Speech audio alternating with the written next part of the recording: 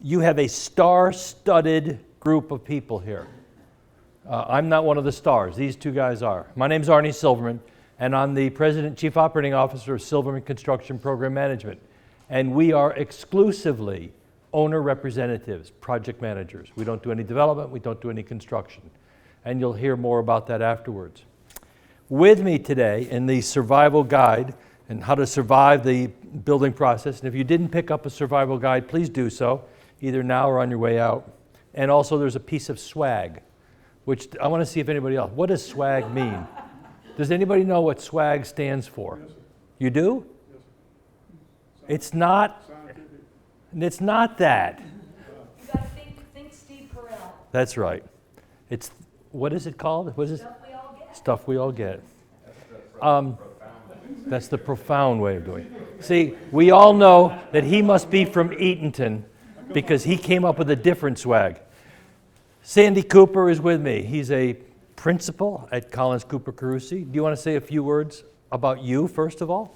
And the fun part about designing buildings in this arena is that no two are alike.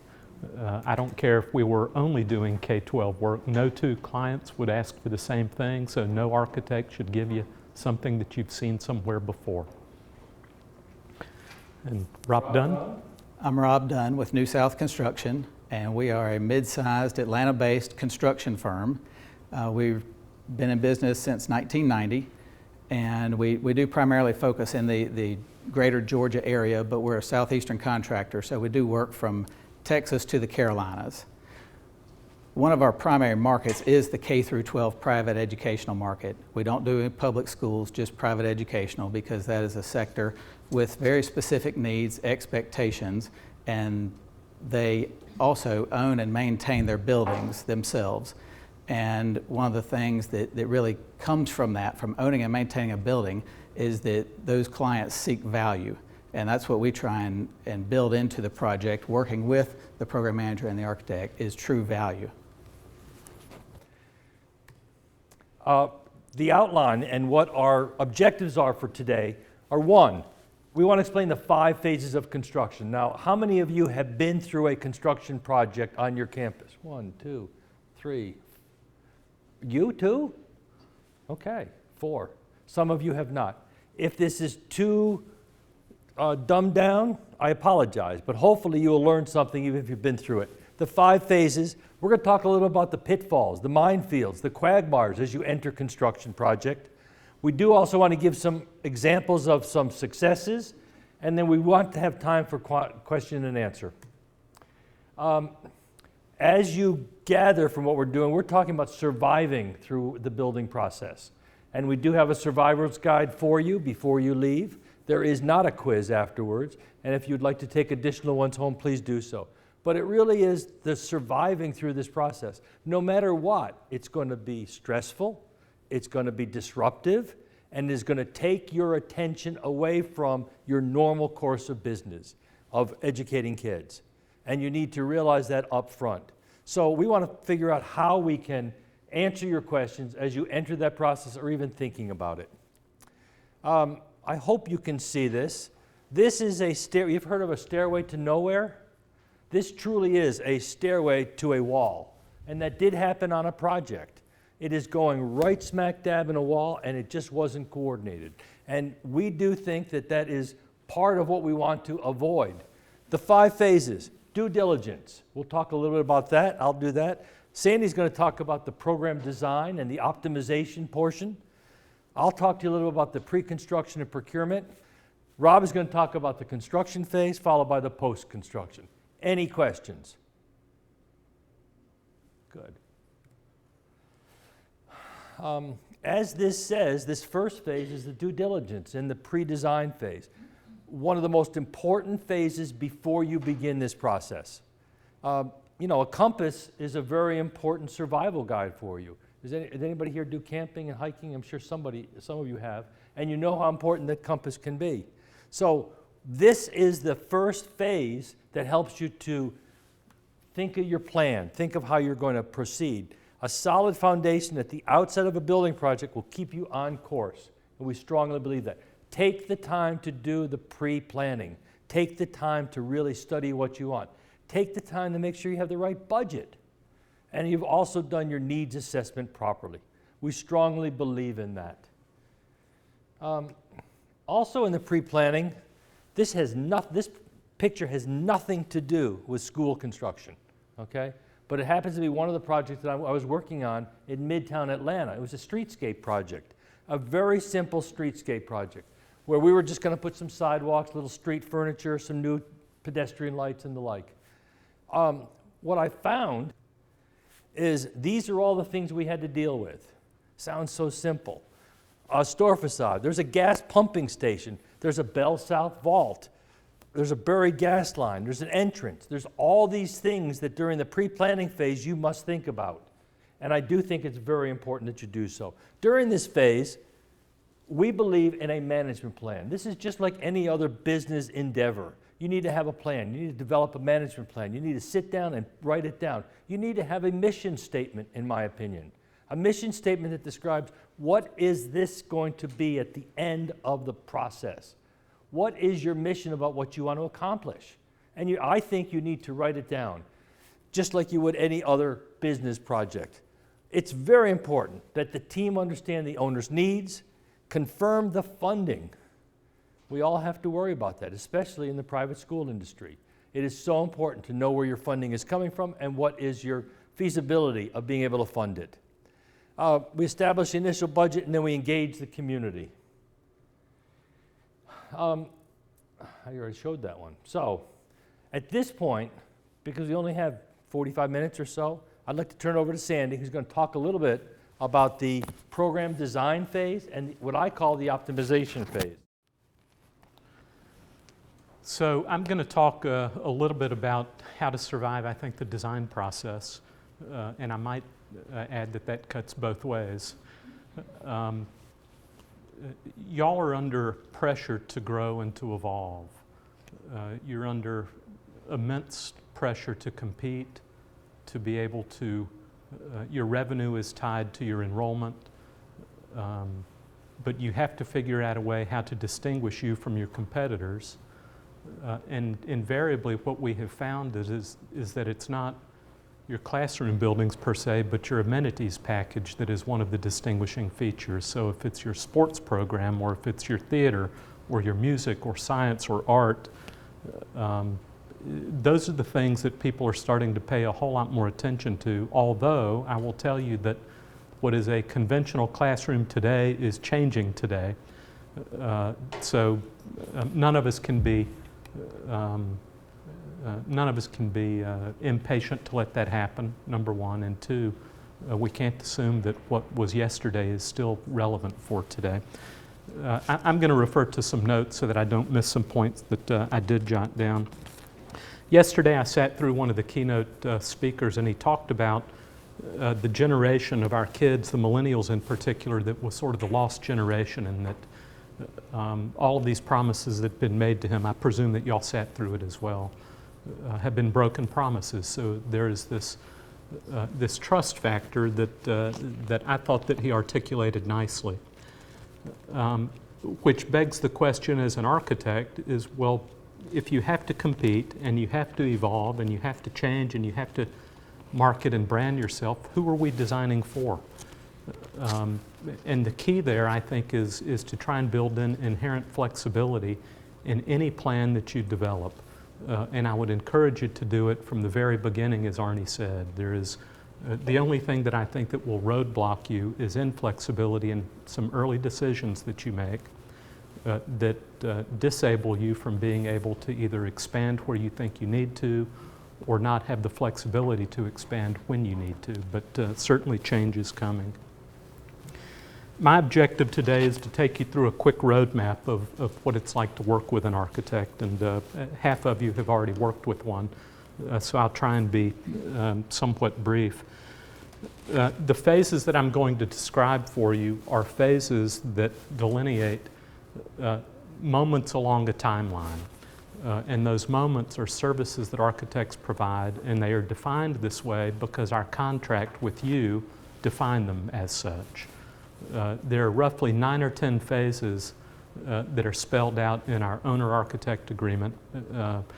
I would encourage you, for what it's worth, to rely on an AIA contract, American Institute of Architects. There's a whole flood of options that you can find that's specific to your particular needs. In general, there are pre-design phases, there's design, there's construction, and there's post-construction. In the pre-design phase, there is something that's called programming, and yesterday Arnie said, well, nobody's going to know what programming is, and that's probably true, but it's a catch-all phrase that's simply meant to describe a series of meetings that you and your architect and owner's rep, if they're on board at the time, will sit down, and it's an information exchange. It's for you to share with us what your strategic goals are for your campus, what your curriculum trajectory is. If you were thinking that you're going to become a STEM or a STEAM program, it's vitally important that you share that with us, because to an architect who's constantly thinking about how to put the puzzle together, the earlier we know, the quicker we can put the puzzle pieces in their proper place. If there are ways that you want to communicate differently with your students, that too is a fundamental bit of information that we have to know. The outcome of a programming effort, Arnie, if you don't mind advancing it one, is essentially a spreadsheet that's a list of spaces that's in the left-hand column. In this instance, it was a dining hall and all of the spaces that are affiliated with putting a full-blown food service component together. And each of those, we know that in this instance, we're trying to accommodate 400 seats in a dining hall. We have a cafe, we have a servery, there's a recycling program, there's dishwashing instead of paper goods. All of those things inform the square footage that we as architects assign to each of those spaces.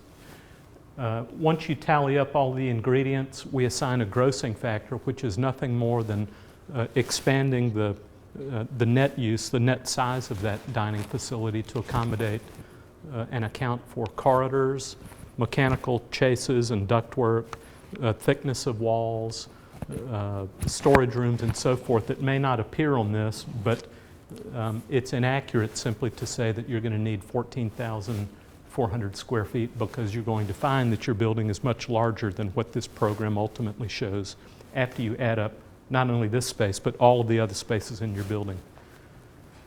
The second part of really pre-design leads to master planning, and master planning is really an analysis. It's a land use analysis. It is to convey to you and your team and your constituents and parents how your campus will grow. It needs to account for 100% you need to dream big. You need to be aspirational with this. There's a quote that I've heard. If I don't bastardize it, I'll try and get it out. That a famous architect at the turn of the 20th century, Daniel Burnham, who was a Chicago architect, stated that make no small plans. They have no magic that stir men's blood. Nothing could be more appropriate when you master plan. You have to truly cast as huge of a shadow as you can, even if you don't think that you'll ever get there. The value of that master plan will be twofold. One is that it will show that you have a vision for your campus. But two, as that master plan then develops and there is data that is added to that, meaning if you're right now a one-room schoolhouse and you're going to grow to be 450 students on campus, you're going to need more than a one room. You need to populate that master plan with multiple buildings and future buildings. Some campuses are interested in having the connective tissue that keeps all of that together, the landscaping and the softscapes, so that you feel like you've created a there. Other people are less interested in it. My own personal opinion is that you will carry yourself much farther down the road of success if you can create something that holds all of your buildings together to create a community. And there are a whole bunch of ways to do that, but I do think that it's important. The master plan needs to support your academic curricula. I mean, it's fundamental that during the programming conversations that you surround yourself and you bring to the table with us your key stakeholders such that it may be the chairman of the board if they are actively involved. Certainly your department heads, if there are any outspoken staff or staff that you're particularly intrigued by. I would also encourage you to invite students to be a part of this, as they too will have a different view of how this campus might expand or what it may become than what we might envision. So the master plan accounts for buildings and spaces. For those of you that run schools, you know how big of a land hog a sports program is. If you have a track and a football and soccer, sometimes the buildings fit where there is leftover land instead of the opposite. If you don't have enough land, then at this time, again, you start looking at land opportunities to acquire additional land. You will never have a shortage. There are some of you in the room that could use some more land that I'm aware of now. But I would certainly keep your eyes and ears open for that opportunity. I would also encourage you to develop master plan and a strategy for how to put campus utilities and infrastructure in place. Usually buildings can't be closer than 30 feet to one another without having to fire rate the faces of the building that are within that. If it was 29 feet, you have to have some code issues that you have to deal with. That too begins to inform where you might run your underground utilities.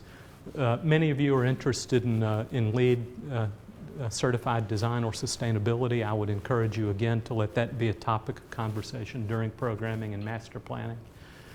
And almost always, perhaps Rob or Arnie have seen it where it's not. I've never seen a master plan that isn't a phased implementation plan, and usually there is also an interim step simply to get you to the goal line, and that too needs to be studied. So when Arnie said plan early, certainly plan early and thoroughly. Next slide, please. So anytime schedules are put on a wall, it's almost impossible to see. So I know you can't see much of what I'm about to describe, but what I'm going to show you is a conventional project schedule that includes design, it includes pre-design, it includes design, it includes construction. So if you're building a 50,000 square foot classroom building or science lab building, you would generally allow for 13 months to build that. Once school ends on one summer, the beginning of one summer, you have that one summer plus 13 months to open it before the next school year begins. Rob and his company are expert at working within a 12 to 14 month schedule so that classes open when they have to open. Everybody who's in this industry knows exactly what the pressure points are.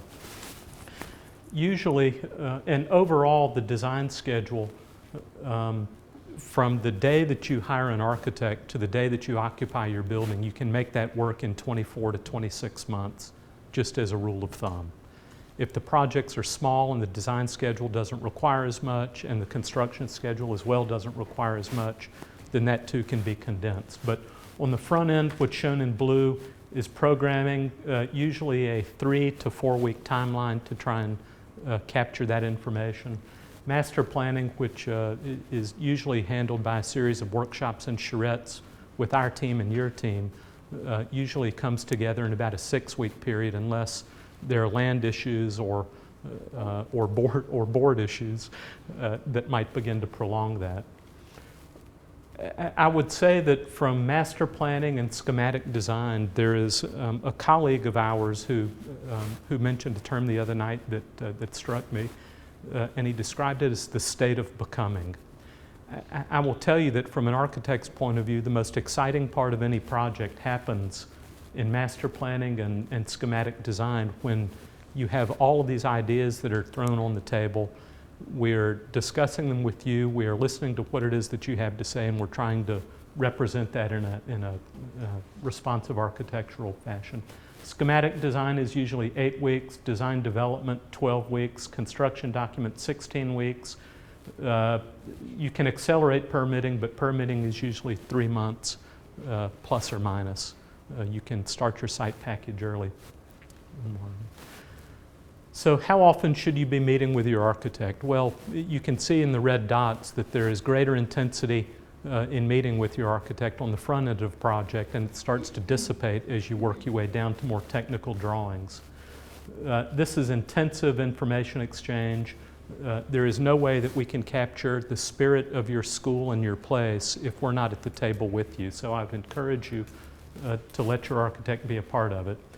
Everything that's shown in yellow are fundamentally important meetings whereby floor plans and the design direction of a project is set here. It is then checked along the way.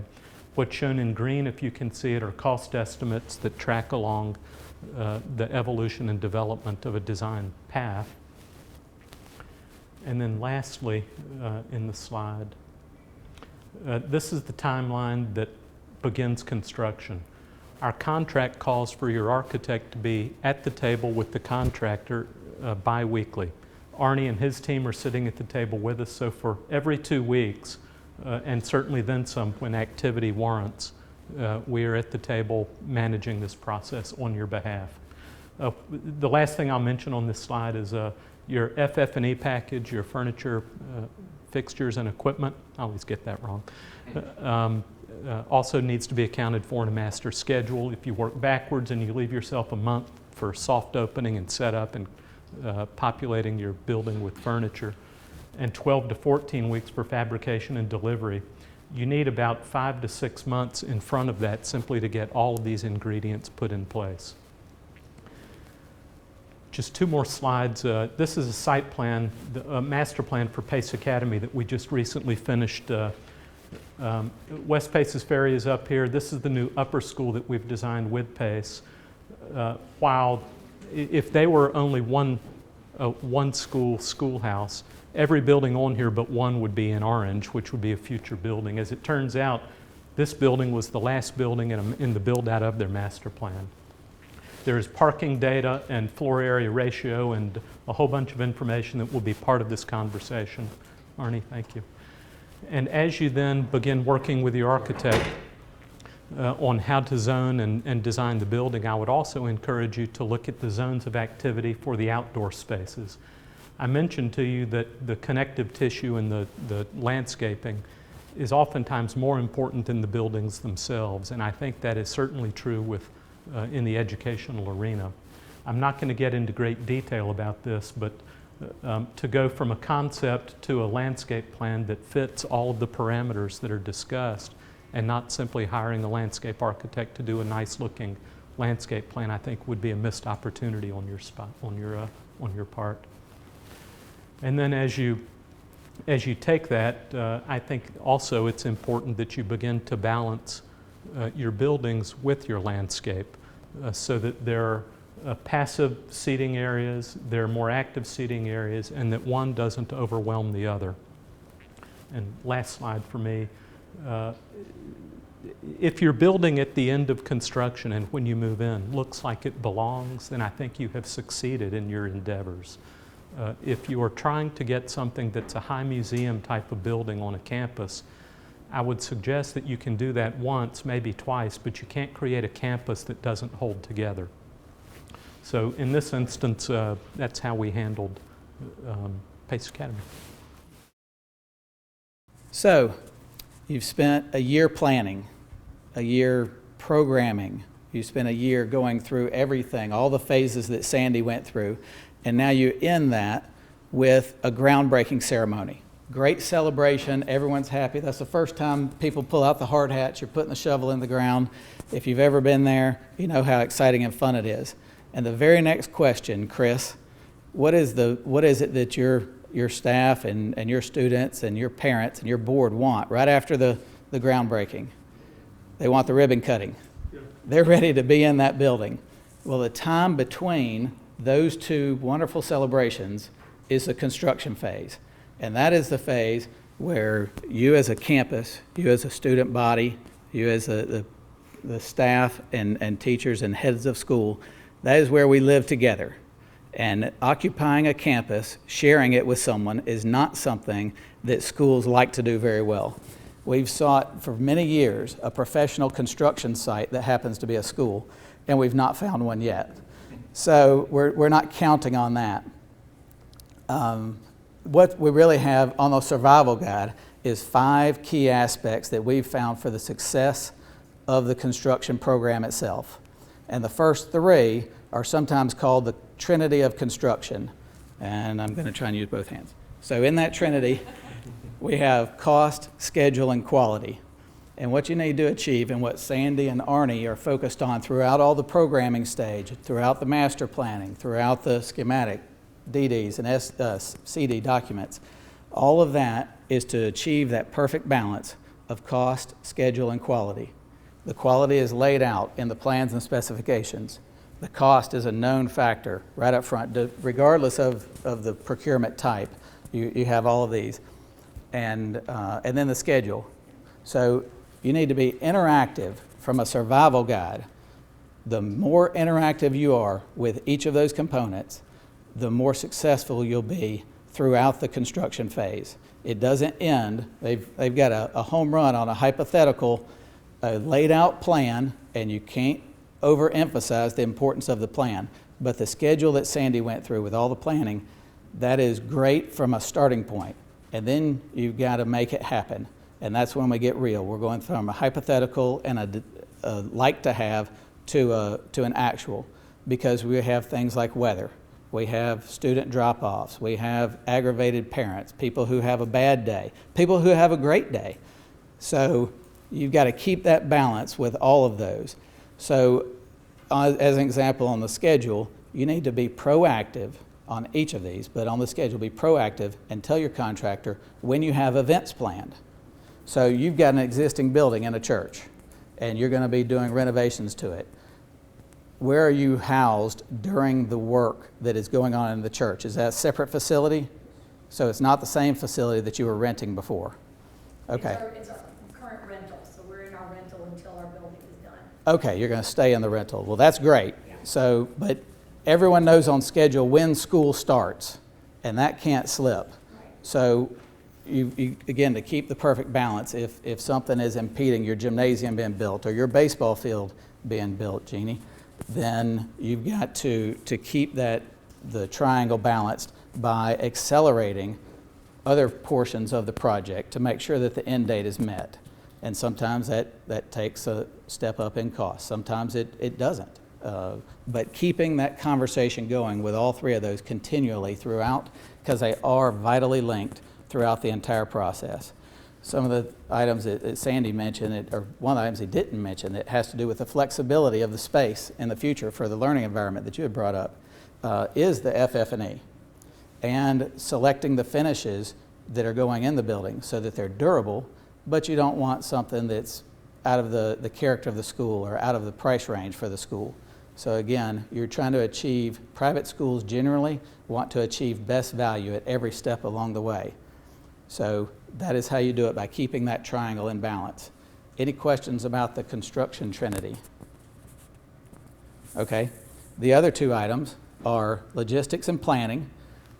And Sandy talked about our example at Pace Academy. One thing that, on that example in particular, is a lot of the project success was based on communication, which is the fifth element, and the logistics and planning. So what we had over here is the headmaster's house. This is Paces Ferry Road, just outside of the picture here. We had the existing heart of the school, which is a castle, they call it the castle, and then all of the lower school and drop-off was along here. We had to tear down 4 buildings along here and construct a new upper school, all while keeping the campus active, with 2 webcams going on here and 3 webcams going on here, and 1 on the roof of the arts building over here. So constant communication about the flow of traffic. What we did on this project is we partnered with the owner, and through their website, we had 3 different safety and logistics plans. So we showed where all the fencing was going to be. Where we had a one-way road previously, it became a 2-way road. So we had to get all of that laid out before carpool, and that was all communicated at the end of the year, about a month before the end of the year, with a big open meeting with all of the parents, faculty, everyone, as to how it was going to be done for when they came back in the fall. So it was communicated in April and May for what was going to happen, what to expect, as Sandy said, set the expectations, when they came back to school in August and September. So we did that, and it worked very well. Then the buildings came down, the new building goes up, Well, we've got throughout the school year, that plan existed. And then at the next summer, they have actually a more active campus in the summer in many ways than they do during the school year because of all the summer camps. We had to demobilize the logistics. So all of that from a communication standpoint and being proactive with what steps are coming along the way, with having the webcams, with having a phone number and a hotline for anything that any of the parents, teachers, anyone saw as it related to the carpool. It was all communicated very clearly, and they had access to it to make it a dialogue, not a monologue, with the school. And that all linked directly into New South so that we had the information in real time to deal with any situations that arose. Any questions about planning, logistics? There's a success. There is a success there, yes. Okay. Yes, thank you. What's next? Okay, this is what could happen. This was not a New South site, but this is, I mean, it's a funny photo, but you'd be amazed at how poorly some activities that impede and impact a school are so poorly planned. And that's one of the things that New South takes to heart. I mean, we've got to keep the children, the students, and the teachers, everyone safe throughout. So that obviously would never happen. It's not. That's a touched up photo. But Those are Photoshop children. yeah, they say fences make good neighbors. Fences also make good construction sites. Keeping out what needs to stay out and keeping in what needs to stay in. That doesn't mean that there can't be interaction. Actually, at the school that Arnie mentioned earlier, the Skank School, that we had the pleasure of working with them on several years ago, our superintendent actually taught a class there and had some of the students come in and around the construction site, not in any dangerous area, and they would go to their window and hold up signs, you know, saying, go, go, go. So it was fun. He was actually, the yearbook for that year was dedicated to him. So you can have that balance that's achieved throughout and end with great successful projects. And I'd be glad to talk to any of you about any keys of your project later. Thank you, Rob. All right, now, we're getting down to the finale, the post-construction, after you've occupied the building. Now, first of all, you should know that between those two guys, Sandy has over 20 years of experience in construction, Rob has over 20 years, and between the three of us, we have over 90 years of experience. So I want you to do the math at how old I am. But in all seriousness, I think the post-construction is a very important phase as well. It's important in several aspects. You know, as this says, the last campfire, there are steps you should take to complete the adventure and complete it well. This is a picture. This is not touched up. This is truly a piece of ductwork and a sprinkler line going right through it. And it happened afterwards, after the construction. It's amazing the things that can happen during the post-construction phase. We think that post-construction is so important. One, read your warranties. The roof warranty, you paid good money for that. A 20-year roof bond or a 30-year bond, it's very important. But realize that you have obligations.